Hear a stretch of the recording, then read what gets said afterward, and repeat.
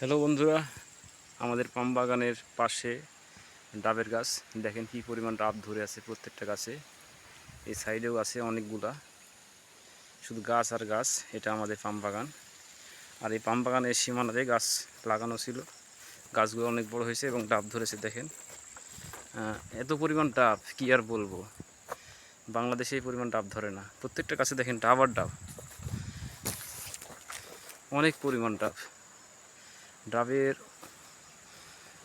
অভাব নাই, এত পরিমাণ ডাব বলে ফুরানো যাবে না। যে পরিমাণ ডাব আছে প্রত্যেকটা গাছে, শুধু ডাব আর ডাব।